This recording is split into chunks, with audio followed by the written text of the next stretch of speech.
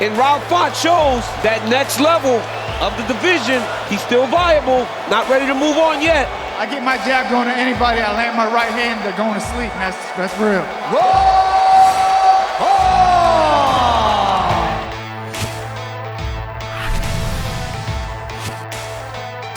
Welcome to UFC Unfiltered. Please tell me that's on video. I've never been happier. I'm made for a fucking podcast. That's dangerous. Listen to me, we're at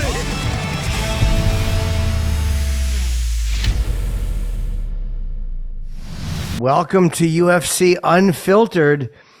Hi, Matt. I'm sorry. Change. Hold on. Tell the producer Jake that I'm sorry.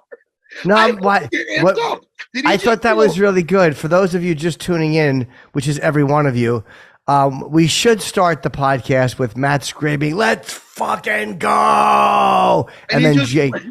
And Jake just left. He was in the middle of giving us some finer points. Yeah, but I was doing it as enthusiastic. Yeah, with enthusiasm. I took it.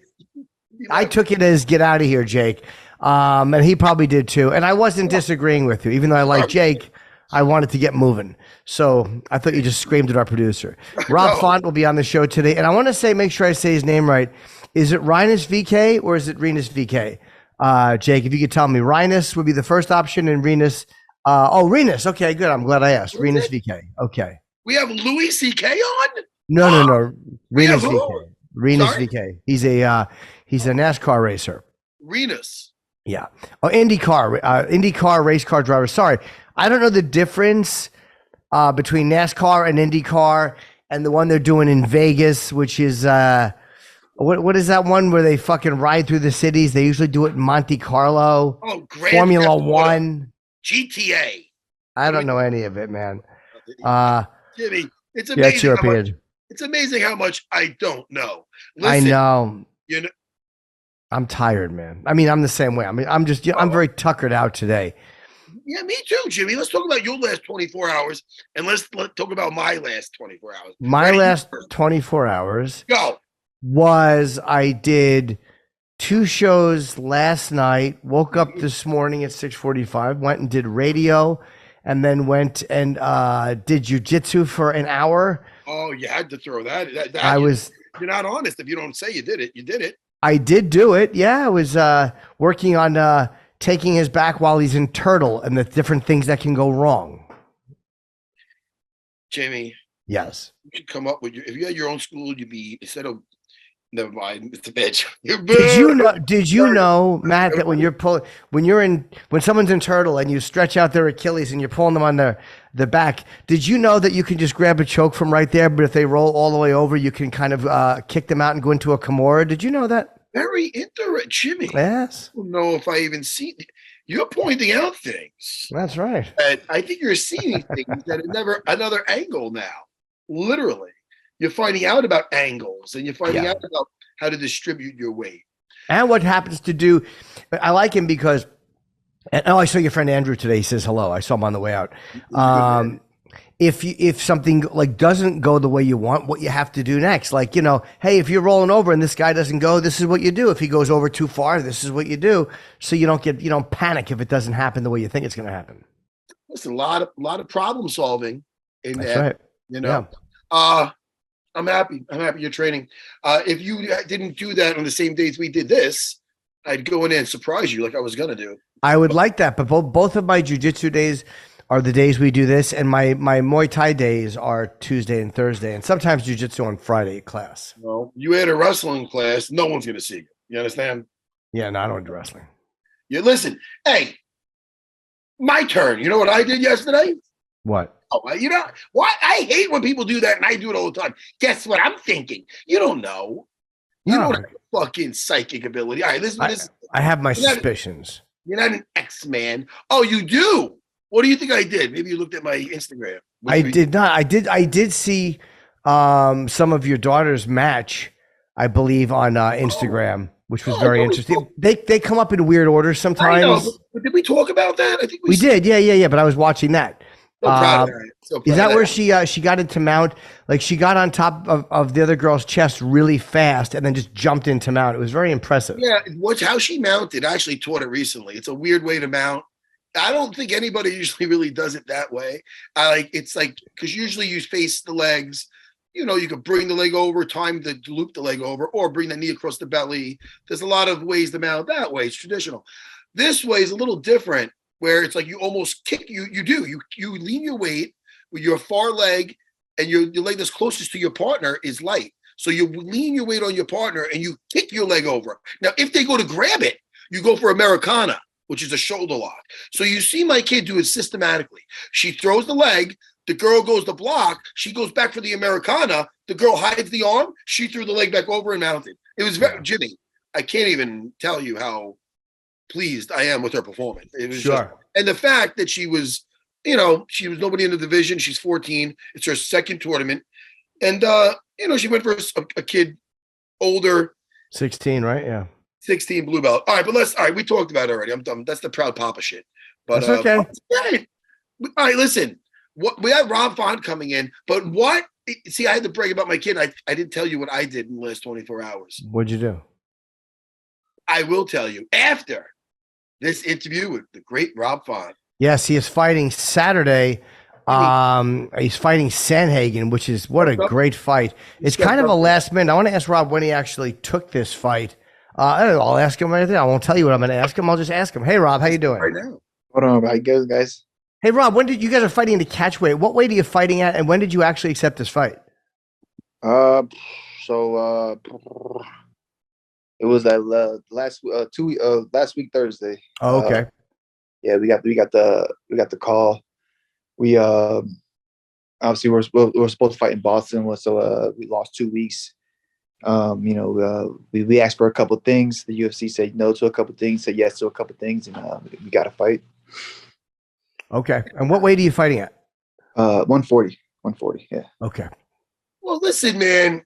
Hey, Sandhagen is no walk in the park, and either are you, but they need a fight last second. Now, they call the Boston Cartel. That's who they call. They know you answer the call. That's like when Rob Stark puts up the banners. Who's answering the fucking call? Let's go. Now, listen, man, what an opportunity. Because Sandhagen is a fucking technical assassin. And he was going to fight. Who was the gentleman he was fighting? Because I'll tell you right now. Umar. He's deadly. Oh, yeah, Umar Nurmagomedov, right. And he's not even that well. Yes, we know him, but he's not. I'll tell you right now, I believe you're more well-known, I believe. Maybe it's just because I know you. I feel Rob Font's a bigger name than the gentleman he was fighting. You know what I mean? 100%. I think this fight's a lot better than that fight as well. This is going to be a great fight, man. Cory's, like you said, he's a technical beast. He's hard to finish. He's fought all the who's in the division. I don't even believe he's been knocked out in the UFC or TKO'd at all. It's not easy to get him out of there. He's been up and down as far as like winning, but when you're fighting the top guys, and you're going to be up and down here and there, and so this is definitely an entertaining fight, and I'm excited to kind of like be able to get this call. Obviously, I would love to fight in Boston, but Nashville just is good. I've never been to Nashville, so kind of be able to, I love traveling, so I get to come out here, see Nashville, get the main event spot, and an opportunity to hopefully get to that title, because this is a lot of upside from after winning this fight. Yeah, it's hard to say no to a main event, right? Like when they want to send you down, and like especially against a guy like Cory. But then again, he hasn't been finished, but Adrian Yanez hadn't lost in the UFC until you finished him. So I mean, I guess that's how you look at it, right? There's a first time for everything. Yeah, that's the plan, man. That's the plan. Obviously, I want to put my hands on him, but I might try to steal a page out of Aljo's book and jump on his back and try to choke him as well. That's the only time he was finished. Did you just that was the only time. He got choked that one time. Aljo put him to sleep, and that's it. So again, he fought everybody. Up there. He'll get in there, and he only lost to Peter Yan, Aljo, and TJ Dillashaw, all champions, all ex-champions. So this is a real hard fight, but a fight I'm looking forward to. And it's nice you got some momentum now, man. We got that monkey off your back with those losses, which were tough, with some tough competition, obviously. Yeah. And then we took out the young stud, Adrian Yanez, who was fighting well, by the way. Yanez was fighting well too. Yeah, that was a scary fight to say yes to. You know, I'm like, man, I'm coming back to the young up and coming killer. You know, I think he was 5-0 in the UFC, all 5 finishes, all 5 bonuses that night, putting everybody away. And it was like, all right, you know, when you hear that name, you kind of like on paper, you're like, all right, he's young, but I'm like, man, this kid's not that young. He's probably 30. He got a lot of experience, and he can hit, and he can crack. You know, and it's like, you know, and with those small gloves, anything can happen. So it was a little nerve wracking at first, coming back to another killer. But then again, it's the UFC. You know, you're gonna go in there and fight all these killers. So got in there, got the W, and then you know, obviously we ended up getting the Song Yadong fight in Boston. He pulls out at the same time. Umar's kind of injured, so it only made sense to kind of step in and take this main event. Let me ask you, because we took this on late notice, how many rounds is this going to be? 5. It is 5. Yeah. How do we feel about that, Rob? We feel good for 5 rounds, man? What were we doing? I feel good. I don't see you on the couch eating Cheetos when you get the phone call. I see you stay busy. Yeah, I was in the gym. I was out training for the Boston card. I was at the boxing gym doing my rounds, and my coach Tyson comes in, and he's my grappling coach. I don't usually see him on Tuesday, Thursday. You see him Monday, Wednesday, Friday when we grapple, and so he's in the gym. I'm like, what's up? You know, say what's up. I'm not putting it together. I'm like, how you doing? Whatever, we top it up. Then right after the last round, he pulls me to the side, tells me, hey man, you know, Song's out. I don't know exactly what happened with him, but he's out. Obviously, Cory's out. I'm sorry, not Cory's opponent's out, and they need the main event. Like, what do you think? And at first, gut, I'm like, man, 5 rounds. I'm like, all right, I feel good. I guess let's sit down and think about this. But I feel good. The rounds weren't necessarily the issue. Is more about like, all right, is this the right play? Is it smart? I think more for me, I'm a pretty big bantamweight. It's more about the weight. Is all right. We're losing 2 weeks, and we're trying to. I try not to get too low too early. So we were like, all right, well, let's just see what they say. And you know, obviously we went back to Sean and Dana, and then they granted us the catchweight. Now, with this weather lately, not to take a left turn, have you and the rest of the Boston Cartel been golfing? I remember you told me. I'm pretty sure you enjoy golfing. Is this true? Yeah, 100%. Yeah, definitely. Who are you doing it with? So obviously Calvin Cater's always out there with me. His older brother's nasty, and then a couple other guys we constantly get around, and we just play as much as possible. You know, I even got weekly golf lessons every Sunday. I got weekly golf lessons there, so I'm catching up with the boys, man. Now, what is the attire when we're on the for you and Calvin Cater and the rest of the Boston Cartel? What is the attire? What are you wearing? Actually, Mickey Ward has some pretty cool golf apparel that he hooked us up with. So like that's so shout out to Mickey Ward, man. Thank you for those. But I always got I got my Mickey Ward shirt. I got my Mickey Ward glove. The boxer? The boxer? Yeah. All right. Every freaking pugilist is into, and former pugilist is into golf. Yeah. Except for this guy. I don't know, You got to get out there, bro. You got to get out there. I'm telling you. I'll start with the miniature. You know what I like? I would imagine, no one would be hysterical. Imagine you got the whole Boston Cartel out there, and they're kind of in their attire, and there's some like drunk guys behind them. Hey, move it, you dork! Yeah. Imagine the how viral that clip would go if something like that happened. Yeah, it'd be nuts. Jimmy, man. that'd be ugly. Yeah, you beating up some fucking golfers. Man, are you good at it, Rob? Like, do you like it too because it's competitive without somebody physically competing? Like, it's just a different type of thing. You find it relaxing? Yeah, I wouldn't say relaxing. I definitely won't say relaxing. It's not relaxing. The scenery could be nice. The day could be nice, but it's definitely not relaxing. It's hard, man. It's one of the hardest things I've ever done. But then when you get you put together a hole, or you get a solid drive, or you put together a solid round, like it brings you right back. You know, it's addictive. It's one of those sports I feel like you can play to your old, and it's just a new I guess a new way for me to kill time between sessions, you know, and a lot of people golf, man. A lot of athletes and boxers and obviously like a lot of basketball players golf. So it's also a good tool to kind of network and get out there and just enjoy the day. But I don't get it twisted. Most people say it's relaxing. I would not say it's relaxing at all. Isn't it interesting to go in and be the new guy at something again, like where you're starting at scratch and you're such a good fighter, so now it's just training to be better and better. But here you're just like, you're the guy who doesn't know anything when you first start. It's just starting from zero. Yeah. It's kind of one of those things when I feel like when you kind of like you kind of master one thing, you can kind of like take those same like the same kind of like that same effort you put into like say MMA or getting your black belt in BJJ and kind of like shift that to like golf and you start noticing like it's reps, it's time, it's being patient. Obviously just doing the work, and you start seeing like, okay, and then when you start seeing small improvements, you just want to get back out there as soon as possible. And I'm hooked, man. I'm hooked. Like I said, I literally I'm booked out for the summer. Every Sunday I got a 3 p.m. Golf lesson. Have you ever seen the movie Caddyshack? Yeah. Okay.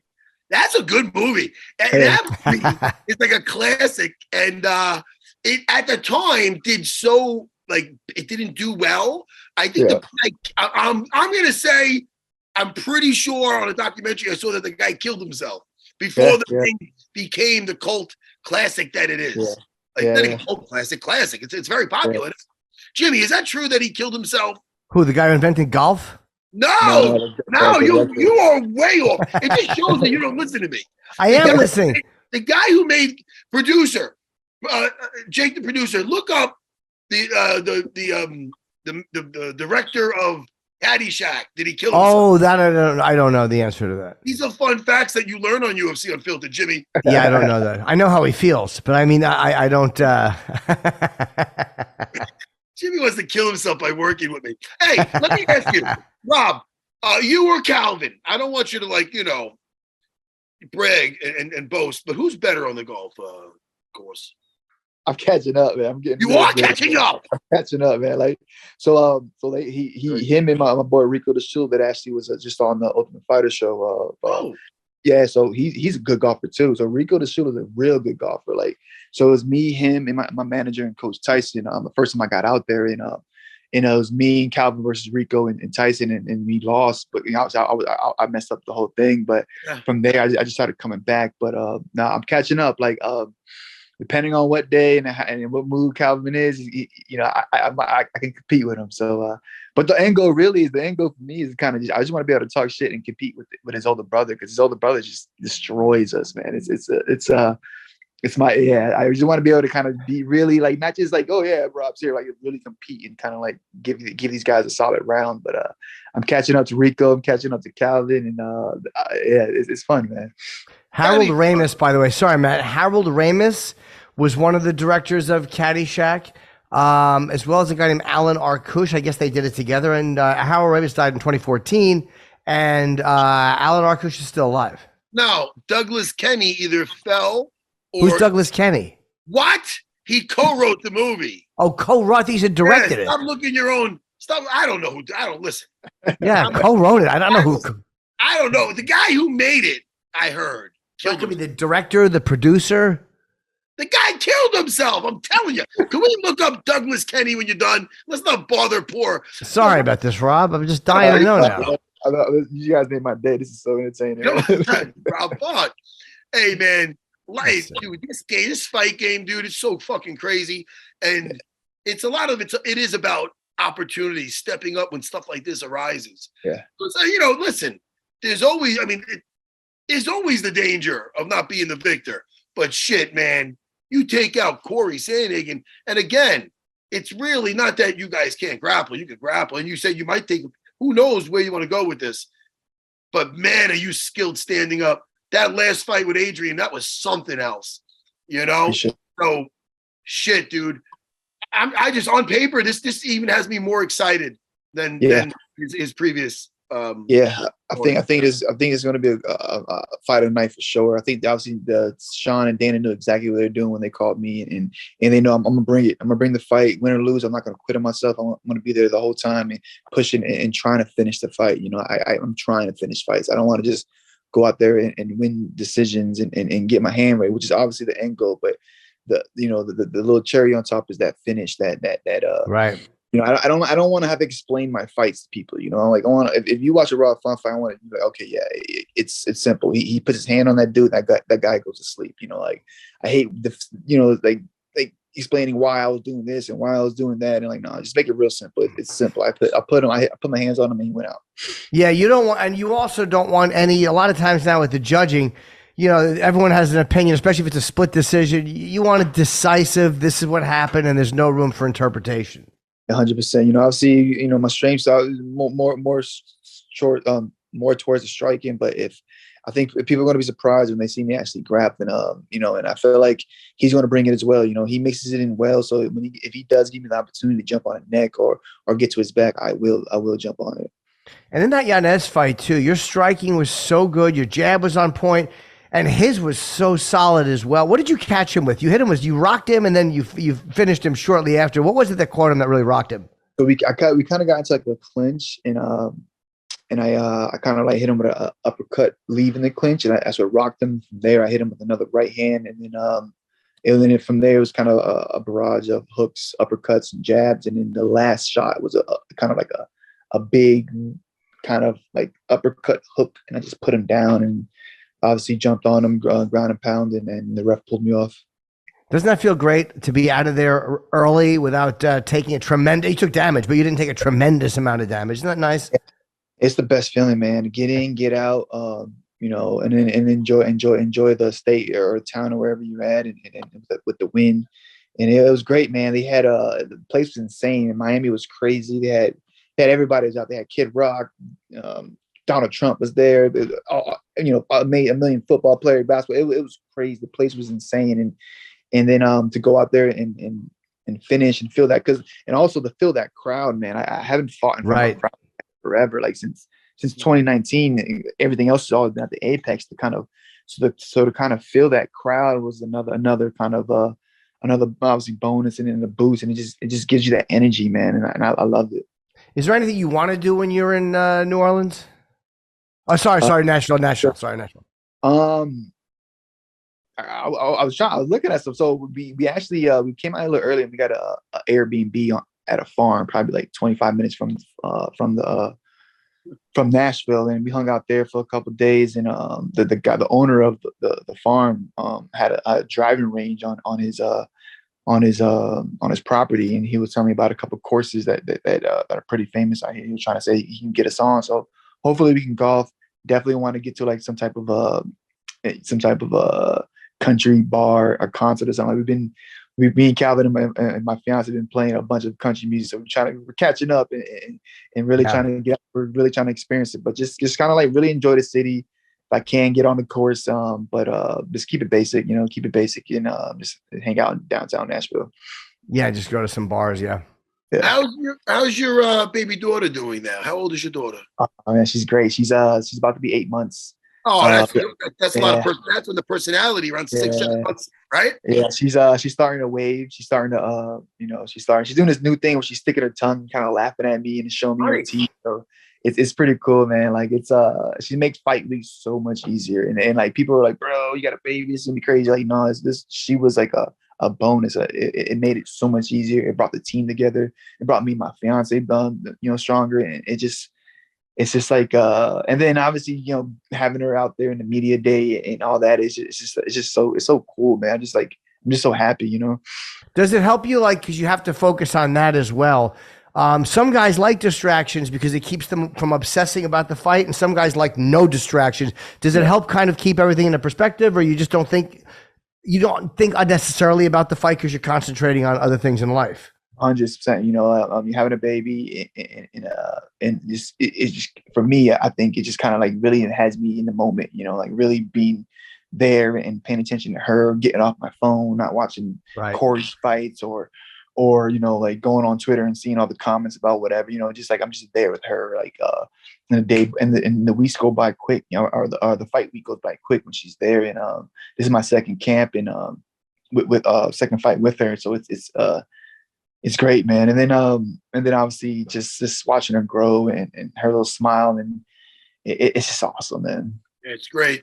Yeah, it's fantastic. I got 3 daughters, and it just gets better and better. And it feels like yesterday, I was knocking out Frank Trigg And it has something to do with Jimmy. I'm not just bringing it up for the hell of it. No, I know. You just, yeah. I'm not just saying it that I knocked him unconscious and I was over him draining down blows. It's not about, it's about what happened after that. I did my little one-handed little flip, and then I go to the camera. That's my first time fighting. Yes, my first, maybe second time as a father. So I remember seeing the screen. I find it. I'm doing this and I'm like that. And then just the other day, Rob, if you look at my Instagram now, she's doing jiu-jitsu. She's 14. You see her on the internet. She's passing guards and fucking looking. Oh, it's great. But anyway, time flies. I love it. Yeah, Rob, look, man, have a great fight. We have our next guest is in the waiting room, so have a great fight. We I'm really happy for you. This is a great fight, you and Sandhagen, and good for you for stepping up and taking the main event. I think you're smart to do it. When these things come up, you know what I mean? Sometimes the universe just lines up right, and you take it. And it was really good luck on Saturday, man. I'm sure this will be a great fight. Appreciate it, man. Thanks, you guys. Thank you guys for having me on. And guys, get out there on the golf course, man. Stop playing around. Get out there. Never, Rob. I just got him doing jiu-jitsu. That's good. I'm getting in this direction. Thanks, Rob. Best of luck, bro. See you, buddy.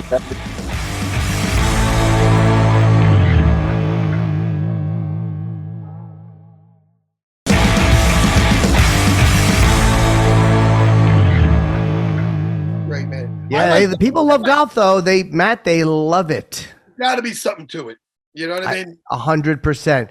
All right, Rinus VeeKay, who is an Indy race car driver, is coming in. He's I guess an MMA fan, and I want to make sure I'm pronouncing his name correctly. Rinus. These guys are crazy too. This is a really Rinus. Yeah, I'm sorry. That's a fucking crazy job. Like, fighting is a very scary job, but there's also Indy race car driving is one of the more dangerous professions. These guys have a tremendous need for adrenaline. They wonder what he does to relax. They got a need for speed. Yeah. I guess he's coming in. He's not here yet. I just see a black screen. Hey, Jimmy, we got a need. And then we say it together. Ready? A need for speed. Okay. Hey, Jimmy, we got a need. A need. We got a need. A need. For speed. You just don't like to play along at all. You don't like to be any, for a comedian, you don't like to be any fun. Is that what you don't like to do? No, you're right. I don't. I just like to have fun. So listen, you want to know what I'm going to tell you later. What I did. Hey, Rinus, how are you? Hello, I'm good. How are you? Good. Am I saying your name properly, Rinus VK? That's correct, yeah. Okay, I always want to make sure. We were just talking before you came in how, fighting is such a dangerous job, but race car driving also really fucking dangerous. Like, is it hard for you to keep adrenaline? What do you do to do on a normal day to kind of keep yourself interested when you have a job that is that high stress and that much adrenaline? What do you do just to keep things interesting in life? To keep it interesting, I do some boxing actually, but also, I just like working out and watching all the races. Seeing everything online, watching all my previous races and everything. What got? I'm sorry, Jimmy. I just want to know. And what got you into this? Your parents? Is there a family that's into this, or as a kid you're obsessed with cars? What got you into this racing? So my dad, he was a race car driver, not a pro, but basically a good amateur. So I was 8 years old, got a go-kart for my birthday, and that was the rest is history. It started as a fun hobby, and it turned out into a full-time job. Still a hobby. What is the difference between? Is it just different promotions like Indy from NASCAR, from Formula One? Is it just kind of like UFC and one, or is that what it's like? Just different promotions, or what's the difference? Yeah, it's basically it's the same thing. It's all about racing. It's the same thing, but they have their own rules and their own specifications. Kind of like one it's a bit different. So that makes a lot of sense. It's like a different promotion and different cars. We're all different cars. So of course, you cannot all be a different kind of fighter. But we're just totally different cars in NASCAR to IndyCar to F1. But I think IndyCar is most similar to F1. How many miles is a typical race for you? So, our longest race is the Indy 500, so 500 miles. I think our race coming weekend is about 200 miles in Nashville.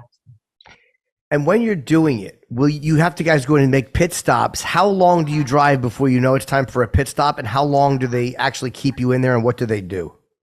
So it really depends on, pit stops are mostly fuel limited. So once you run out of fuel, normally we do about 2 to 3 pit stops during a race, which, divide 200 miles by the 2 or 3. So about 70 to 100 miles. So pit stop's only 7 seconds, so you don't have a lot of time to rest in that car. What kind of shelf life does that pit crew have? Because they got to get to a certain age and be like, all right, hey, Bob, you're moving a little second too slow, Bob. Get the fuck out of Dodge. We need a young man for this. Because you got to be, listen, I don't like that stress. You got to go. I like to take my time with things. So I wouldn't be the best for a pit crew. But, like, what is that?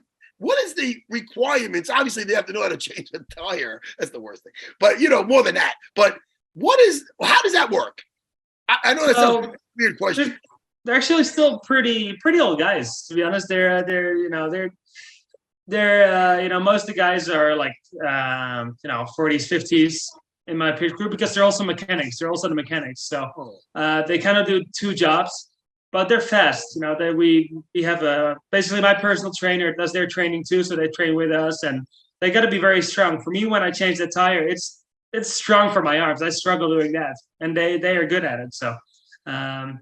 There's definitely the strongest guy is the guy with the fuel probe, because it's super heavy and it's got to go in there. So in the team, we have an ex-NFL offensive linebacker who does the fuel. Oh, shoot. So how do they get your car? Like, they change all 4 tires in 7 seconds? Yeah, so I got fuel, 4 tires. They also jack the car up, and we have an aero screen. So basically we have tear-offs like a plastic film they pull off during the pit stop. What's that, for the window? Yeah, so we have like a windshield, front window, and the bugs and pieces of rubber and rocks, everything gets on there. So just to clean it up, basically. And then you have to merge back into the race, kind of just find it's like merging out of a rest area, but everybody's doing 200 miles an hour. Yes. Yeah, you just get in there, and we get cool tires when you come out of the pit lane. So it's it just gets very sketchy. So the guys that are on track are mostly faster because everything's warmed up and they're already in their groove, and we come out of there sliding and just getting in there. So that's mostly a time for chaotic stuff to happen. Now, I'm a movie buff. I love movies. And as a fighter, there's some fighting movies I like, and there's some that are just horrendous. In the race car movie scene, I can think of stuff serious like Tom Cruise, Days of Thunder, and I can think of Talladega Nights that's silly. Is there any movies that you enjoy that's in your profession? There's this movie called Rush. It's Matt Damon and Christian Bale. It's a really good movie about Le Mans, I think it was in 1960s. Christian Bale is, how about this? He's not in anything bad. He's so good. He's up there with Josh Brolin. Christian Bale's great. The movie is Rush? Yeah, it's called Rush. No, actually that's it's Ford vs Ferrari. That's the one. There's another one, Rush, with Chris Hemsworth. Yeah, that's a different movie. Sorry. Did you ever see Grease Lightning? With Richard Pryor. You ever see Grease Lightning with Richard Pryor? I think it's about he was one of the first black race car drivers. I think Wendell was his name, Wendell Scott. I've seen it. I've actually seen it in a restaurant not on purpose, but it was on, so I was watching it all the time while being at dinner. But it looked like a pretty good movie. I got to ask you about this, being a video game and a movie guy. There's this new movie coming out with that guy who was I think he was the elf in fucking Lord of the Rings. I'm pretty sure it was him. Maybe it's not. Anyway, it's called Gran Turismo movie, and it's about a video game kids that actually became race car drivers. Is that if they say it's a true story, is that a bunch of Hollywood? No, it's real. Wait a second. Wait a minute. How is that real? So I know there's Gran Turismo. It's basically a racing game. Yes. So guys had to do get into that program and do lap times. The fast guys got into a real contest, and they got taught into real race cars. And I think there was a car that did the 24 hours of Dubai. I think it was Nissan. So that really is a true story. It is a true story, yeah. Now I might see it, Jimmy. I thought it was. Yeah, if you know it's a real story and not just Hollywood. That's really strange. And it's got the father from the Stranger Things, the sheriff in it. Yeah, oh, true. I saw that. Guy. I saw that. Yeah. And you, by the way, that's interesting. Go ahead. Oh, sorry, Matt. I'll say you because UFC is in Nashville, and your race is in Nashville this weekend. When is your race? What time? And how long does it usually take to do that? So the race is on Sunday. It's I think I have to check really quick. That's how prepared I am. That's okay. I should probably know. I don't do my job, so I should have known that. I apologize. The race is at 11:30. So 11:30 on Sunday, and it's about a 2-hour race most of the time. So you can watch the fights the night before, or even go to them if you want, or the night before a race. Are you crazy and like you got to focus, or what do you do the night before a race? I like to focus. Normally I'm always on the road, so I eat in a restaurant as healthy as I can, and load some carbs. And then I just get to the room early, get a long night's sleep. How long have you been watching MMA for? Well, I think it's been like 6-7 years now. All right. Is there any particular fighter you enjoy watching? Any particular fight? Well, I always was a fan of McGregor when he was he was in UFC. There's always a lot of stuff going on. This is a question. Now, how often you can't pee when you're driving for 2 hours? So what do? I'm sure it hits you. I'm sure there's been one time where you're like, I'm ready, and you weren't ready. So what happens? I hold it and I sweat it out. Oh, all right. There's some guys that pee in their seat whenever they feel it come up. They just pee in there. They don't care. I don't do that. I think my crew guys don't appreciate it either. But no, I don't pee in there. I have missed the national anthem before the race because I was in a porta potty, but that's more important for me than being in an anthem. Right. Oh, so there's guys that will just pee in the seats. I think astronauts might even have catheters, or there's times where you're just in a job and it's like you can't just stop and go to the restroom. So there's guys that just let it go in the seat. Yeah. Well, for me, it makes me race faster because I want to be done sooner. Yeah, you want to get to the fucking bathroom. And so you'll wake up on Sunday morning. Do you get up? Do you do anything before a race? Do you eat before a race? Are you superstitious? I eat before a race. I always like to get a good breakfast. Normally, our first practice session in a race weekend is Friday. So if I eat something for breakfast on Friday and I have a good day on Friday, I eat that every day of the weekend because that's my superstition. That works. That's what I'm going to do. Okay, yeah, it's like Wade Boggs from the Yankees or the Red Sox would only eat chicken or whatever before he would play. And this race, by the way, is called it's the Music City Grand Prix for the Indy Race Car Series. Does this build to something else? Like if you win this, then you do this, or are you automatically in another race? You're automatically in another race. So This is one of 17 IndyCar races this year. So we have a season, 17 races, and we get points for every race. You want to do as good as possible. And this is one of our races, but it's also our most crazy race because they call it Nashville. We call it Crashville because a lot of stuff goes on. A lot of accidents. And I apologize for not knowing more about racing. I'm lazy and I'm not that familiar, but I mean, when I've seen it, it's very, very exciting. And I imagine being there live, they said it's like hockey. Like on TV, it's good, but in live, there's nothing like it. Yeah, no, it's a lot different. It's, every time I see new people come to the races, they never want to stop coming. They always want to keep going, and they love being there. But it's just getting those people to the races that is the biggest challenge. How hard is it for you to drive in real life, like with all these assholes on the highway, when you're used to doing what you do and you know how much better at it you are? Do you ever drive faster than you should on the highway because you forget you don't have racing tires? I do sometimes. Actually, my girlfriend's worse, but I got my crazy side on the racetrack, and I can just chill out. It's not even the same for me when I'm in the car. But I mean, I live in Florida, and it's the people here. I'm not sure how to get the driver's license, but it's not great. Yeah, they're old. They suck. But I'm sorry, Matt. Let me just plug this too. You can check out Rinus as he races in the Big Machine Music City Grand Prix in Nashville. It's this Sunday, obviously, on NBC at noon. They said it's at noon, and I didn't say the Big Machine, but I want to get your plug out properly. I'm sorry, Matt. No, don't be sorry. And now you said you used to box. Did you ever mess around with any other arts like capoeira or Brazilian jiu-jitsu? I just threw capoeira in there because I'm always so, biased with my Brazilian jiu-jitsu. But go ahead. So I've done a few lessons, a few classes of Brazilian jiu-jitsu. Okay. But I mean, for me in racing, it really hurt the joints when, it's easy to fracture anything or tear something. And for me, that's not worth it in racing. So actually, I started first doing some kickboxing, Muay Thai, because that's what my dad always did. And now my girlfriend, she's a boxer. She actually does fights, and she's an amateur boxer. So nice. I box with her, and she teaches me well to keep a guard high. Oh, that's so cool that she actually boxes. That's cool. My wife does kickboxing and has some fights also. It's cool watching them. How do you like watching a fight? Do you get nervous or are you? I get nervous. It depends on how she does. But I mean, she's hard to reach. She's almost 6 feet tall. She's 139, so she's light and tall. So she got a good reach. But it's fun to see. How did you guys meet? Actually, we met at a kickboxing fight when she was kickboxing in the Netherlands, where we first met. And shoot, I from the Netherlands, and I see here that I read here that you took a picture with Alistair Overeem when you were like 6 years old. Is that true?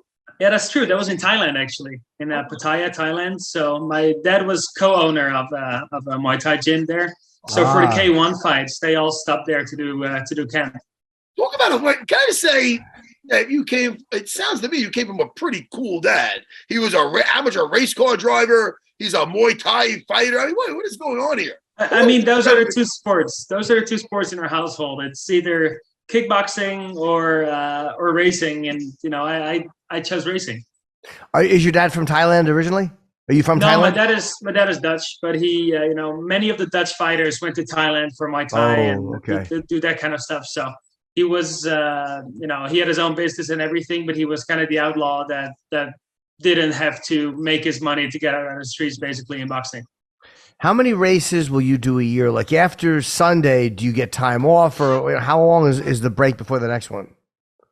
So I get a few days off. It's basically the weekend after, right away. It's the next race in Indianapolis. So then we get a week off afterwards, and then we go.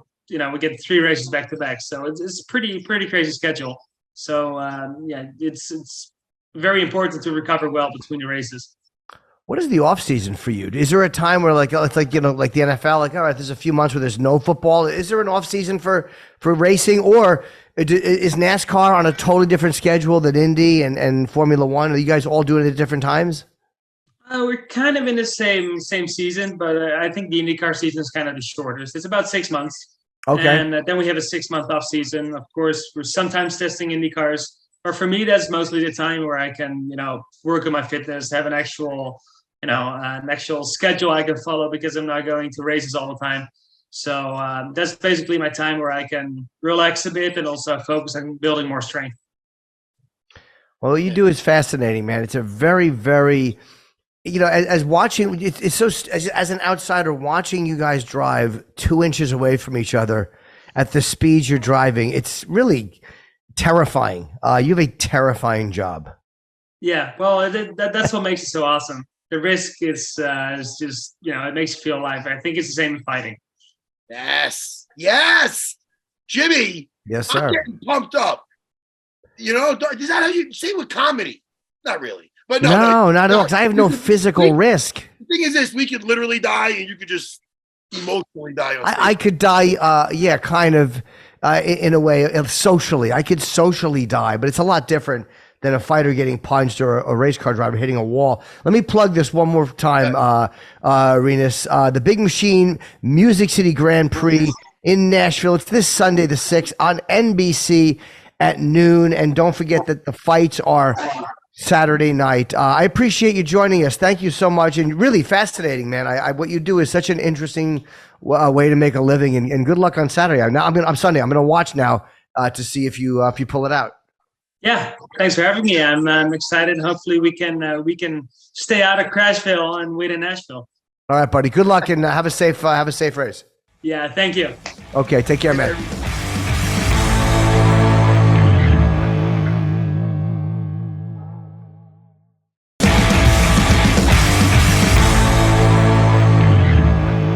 Yeah, it really is interesting. I mean, that's a job that I don't know much about it, but when you watch footage of these guys, they're an inch away from each other. It's fucking horrifying. You'd be worried about a little fender bender. Yes, I would. You'd be like, you're too close. Anyway, I'd be honking at people. Hey, move over. What are you, crazy? Do they even have horns in that thing? No, they don't. I'm not gonna hear nothing. We should plug the fights, Matt. We should promote the fights. The fights first, and then I'll tell you what I did yesterday. You don't even care.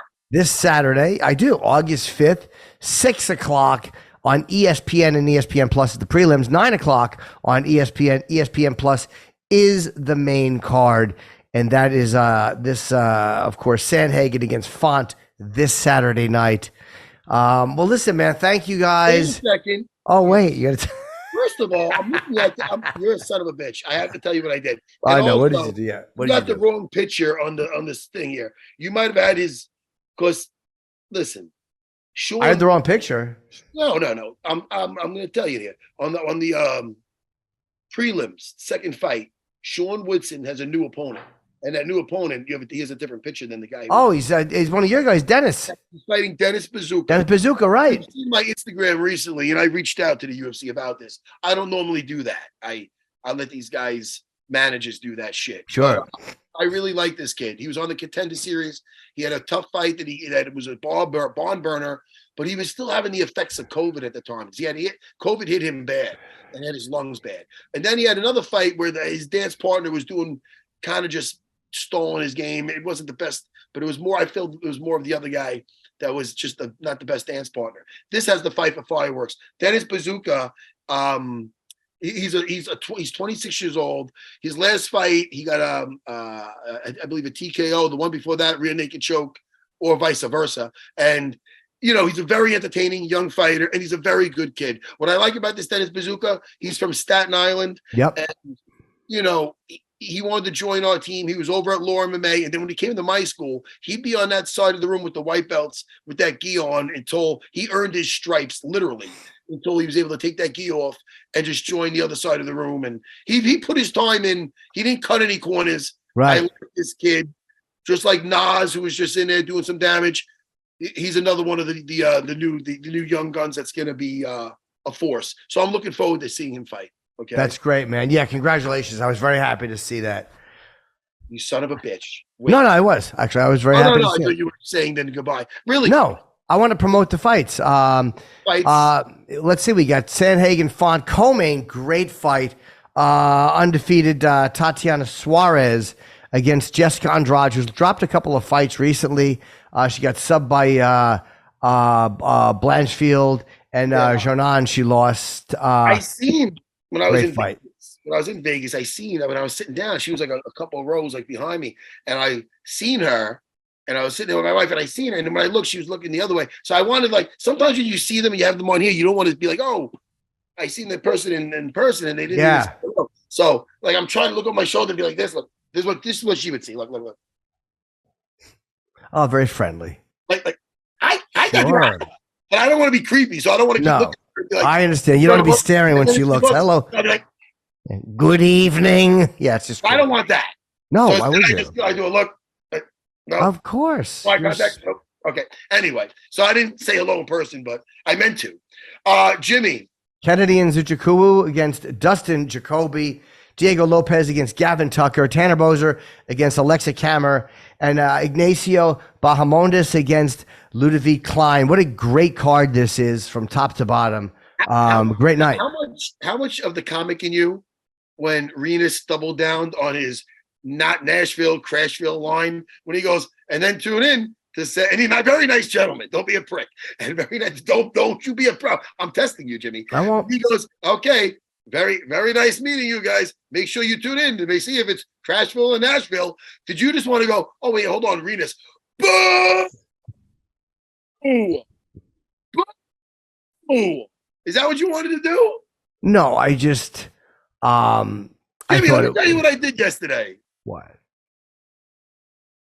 I know him a little much. What'd you do? You just bear with me for another 5 minutes. I'm with you. A little much. First of all, one of us got tan, and one of us looks like powder from fucking. Could you get? You know what's not going to kill you? Look at me. I say I've been to your fucking rooftop fucking beautiful apartment. Thank you. What's it called? Penthouse? It's a terrace. Penthouse, yeah. Oh, the penthouse. Yes. Listen to me. Yes. Get some fucking sun. You're not. I know. I look pale, but I'm not as pale as I appear. The sun is right on me right now. I'm not as pale as I look, but you're right. I need some sun. No, I disagree. You are. I'm looking at you, and you're pale. No, but that's the light hitting me. My wife thinks I'm going to get skin cancer. She's like, you're too, because she's like, why aren't you home yet? Because I did the 7 a.m. and I was out tanning afterwards. This ain't fun to tell you about. Let me tell you about what I did yesterday. Really quick. What did you do? 24 hours ago. This is what I did yesterday. I went to my school. I got a little workout in, and then I hung out with our very good friend, Mr. Dean Thomas. And yes. I went to ESP headquarters in Connecticut, and it's very like green over there, you know. Yeah. And I did a show called After Tough. If you look on my Instagram, Matt Sarah BJJ, you'll see some of the outtakes. Oh, we had fun. Good. You know, so we had a lot of fun, and the producers hit me up and they said they really enjoyed it. You know. Good for you, buddy. I did see clips of you and Dean and photos of you guys. So good. I'm happy you're doing that stuff. You should do it. Jimmy. Yes, sir. I don't want to call you Jim. You can call me Jim. Or James. No. Mr. Norton? Jimmy. Jimmy. Yes. If I ever had a gig over at ESPN, I don't know, man. Would it be worth it to do that fucking 2-hour drive? I got ultra. Yes. I got you got to do it, Matt. Like. All right, so bring a little bucket in case you have to make a poo, but you definitely have to do that because what's going to happen is all these gigs are cumulative. I know you don't have to call me Jim, so I'll change it. Okay, I apologize. No, don't put the daddy. Let me see what you put. Sweet daddy. It's always something with daddy. Okay. Yeah, you know what? Not that I've heard it before because, you know, whatever, ages ago, whatever, with different type. I don't like when they say daddy in bed. Maybe I don't like that now because I'm a father, but I never like that. It's weird. I'm getting old, so I prefer when they say pop. I like it when they call me pop. No, this is gross. Jimmy. But yes, so I had a really good time with Dean Thomas. Yeah. You know, and we, listen, we make each other laugh, you know. Yeah, you have fun. Yeah, do those gigs, Matt. Whenever you can do them. Because they add up. And the more you do, the more money you make. And, who knows what it can lead to? It could lead to a bigger gig. You got to do them. I know.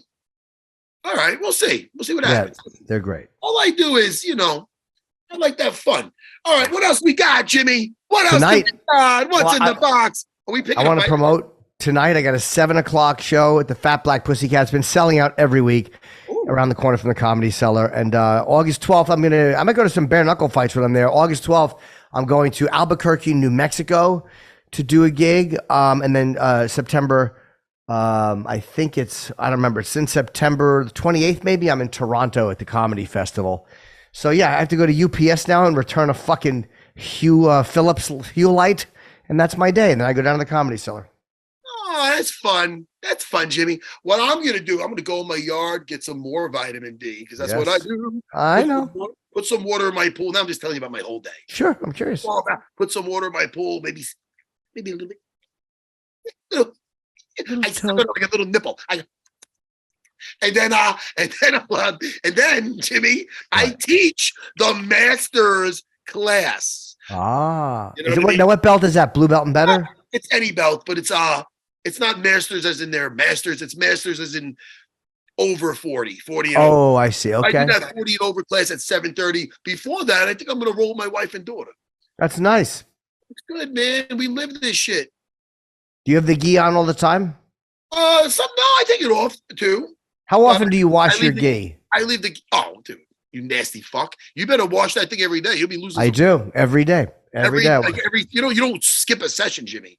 No, every day I wash it. I will teach in a gi and I'll wash that fucking thing because I have a washing machine right in my place at my academy, and it's like you don't want to put that thing back on even if they're just sweating it a little bit. No. I wash it. I was very tuckered out today. Jimmy, I'm really liking. Don't go too hard. I'm not. He keeps me working. I'm loving it, and then all of a sudden run away from it after 6 months. No, he keeps me busy. He does. He says just don't stop. Slow. He goes, doesn't matter. You can go as slow as you want. Let's just walk through. He's making me just keep moving. He goes, if you're in a fight and you're tired, your mind still has to work. You still have to know what you got to do. Now, he's very good. And then he had me shrimping and getting up without using my hands. That's a motherfucker. Dude, listen, it's necessary to get those hips going. Yeah. I warm them up. I have people run around my academy. All right, guys, run around. Then I tell them, I go front rolls, back rolls, give me some shrimps. I hate the back rolls. I fucking hate them. I get sick.